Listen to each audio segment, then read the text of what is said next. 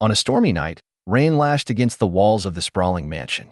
Inside, a blond man stood over a cradle, his face twisted with anger and disappointment. He stared down at his newborn son, Deven, and muttered bitterly, "A disgusting thing has been born." This man was Deven's father, a proud warrior whose dreams of surpassing his older brother had rested on the child now lying before him. While Deven was still in his mother's womb, his father had declared, "This child is our hope. I could never defeat my brother, but this child will be greater than his. He must be." Yet, when Deven emerged into the world, one-handed and without the blessing of a god, those hopes crumbled. To his father, Deven was a disgrace, a bitter reminder of unfulfilled ambition. Deven's misfortune was compounded by fate. He was born on the same day, at the same hour, as Kajin, his cousin. Kajin was a child blessed by Kashak, the sword god, gifted with a perfect body and prodigious talent. Even Deven's mother, gazing at her own son with thinly veiled contempt, whispered to him each night, "Can you just die, my baby?" Her words seeped into Deven's infant consciousness, and though he could not yet speak, his soul silently apologized for his existence. He was a blemish, an unwanted shadow cast by Kajin's radiant light. Years passed. Outside the mansion, a blond boy, Kajin, played under the watchful eyes of maids who fawned over him. An angel, they cooed, marveling at his charming smile. From behind a tree, Deven's mother observed, her voice soft with awe. Kajin started walking so young, she murmured, glancing back at her own son, who still struggled to stand.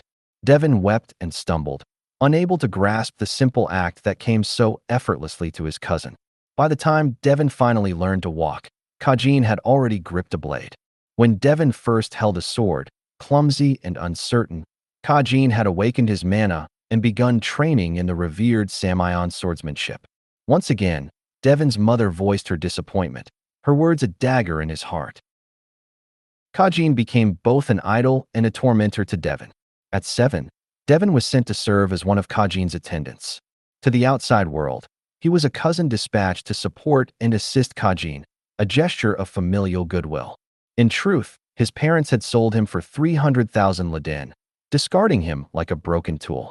Kajin despised Deven from the start, and Deven became the target of his cruelty.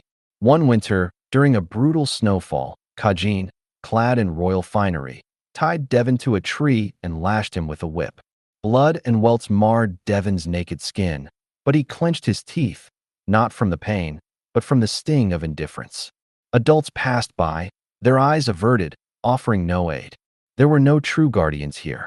Deven's uncle, once a legendary figure, had abandoned the family long ago, leaving Kajin unchecked. Blessed by the sword god, Kajin's talent festered into arrogance, his mercy eroded by power. Deven envied Kajin's strength, yearning to rival him. During a duel, Kajin mercilessly stomped Deven into the dirt, even after his defeat, spitting insults as Deven lay broken. Yet Deven endured, clinging to a fragile hope of victory. Kajin, however, grew lazy, squandering his gifts on alcohol, women, and drugs. Deven, the hard-working idiot, trained relentlessly, but Kajin remained the lazy genius, unbeatable despite his vices. Still, Deven believed their fates could shift. Years later, at 29, Deven faced Kajin in an intense battle. For the first time, he emerged victorious, shattering a record of 21 matches and 21 losses. The crowd roared as Deven stood over Kajin, bloodied but triumphant. "How much longer did you think you'd be stronger?" he asked, his voice steady. Kajin, sprawled in the dirt, refused to accept defeat, his pride warring with the reality of losing to someone he deemed a worm. Deven gazed down at him and said, "If I were you, I wouldn't have wasted my life on drink and debauchery.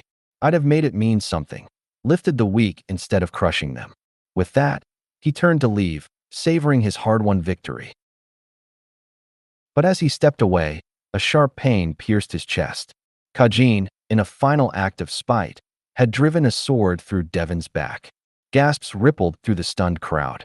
Deven coughed, blood staining his lips, and let out a weak chuckle. "At least I beat you," he rasped, collapsing as darkness claimed him. He had won, and that was enough. Yet death did not take him. Deven awoke tied to a chair in a dank dungeon, disoriented and alive. A hulking figure loomed before him, masked and shackled with chains. "You're not in hell," the man growled. Deven learned that Rayla, the miracle saint, had been present at the arena and healed him just before his heart stopped. But his survival came at a cost.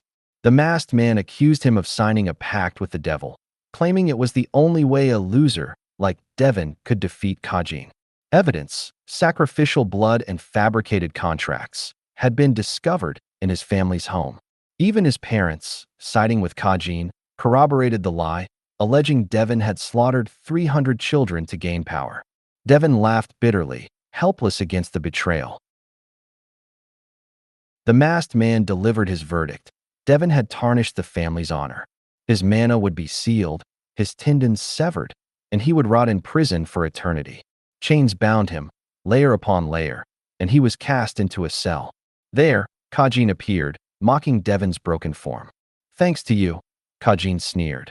"I became the Sword Emperor by slaying the devil." He left, his laughter echoing in the dark. Days bled into weeks. Deven's food dwindled until he was left to starve. Coughing blood, he slumped against the cold stone, regretting that he hadn't died honorably in the arena. In his delirium, he saw an alternate life, 2 arms, proud parents, a destiny untainted by shame. Yet, even at death's edge, a flicker of defiance burned within him. Deven wanted to live.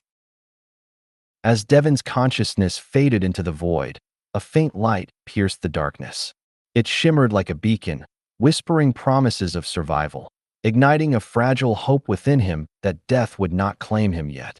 Then, abruptly, the world snapped back into focus. He found himself in a dimly lit room, pain flaring in his right arm. A blond man loomed over him, gripping his arm with bruising force, his voice sharp with reprimand.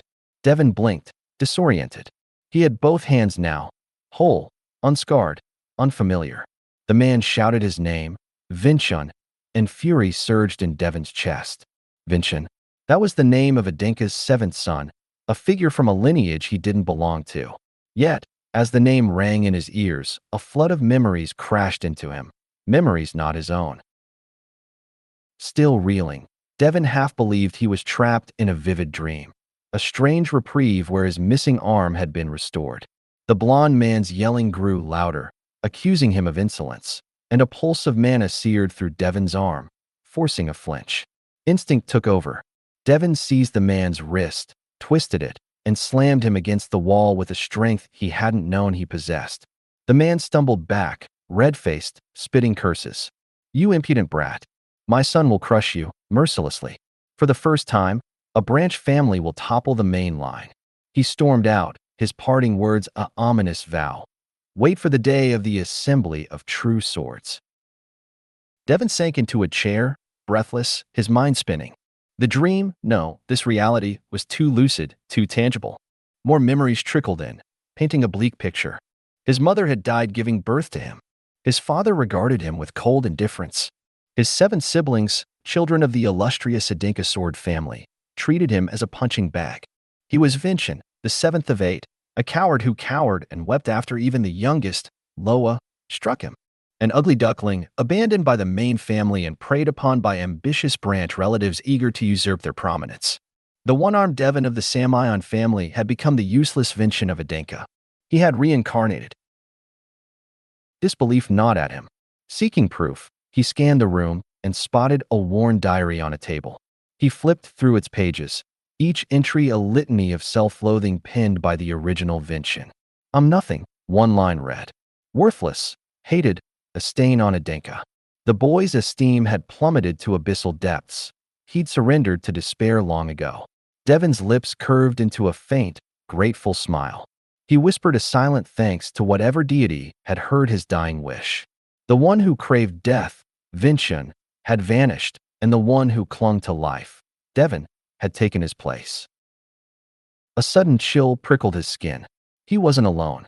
His eyes darted around the empty room, but no figure emerged. Then a voice echoed in his mind, soft yet resonant. "I am Vinchen," it said, "the original owner of this body." Deven froze, stunned. "How is this possible?" he demanded aloud. The voice replied calmly, A revelation, a gift from the gods, rare and sacred. I've become a minor deity. Vinchen explained that he had intended to summon a spirit god to escape his torment, but Deven's soul had slipped into his body instead. To ascend beyond his minor divine status and become a true god, Vinchen needed to fulfill a calling, a series of monumental achievements. Only then could he claim his full divinity. Deven scoffed, unimpressed. "I've no interest in your godly ambitions," he said. "I've got my own life to live. I won't be shackled to a ghost's whims." Vinchen's tone grew urgent. "My spiritual energy is fading. If I perish, this body dies with me, and you along with it. You must help me if you want to survive." Doubtful, Deven examined himself.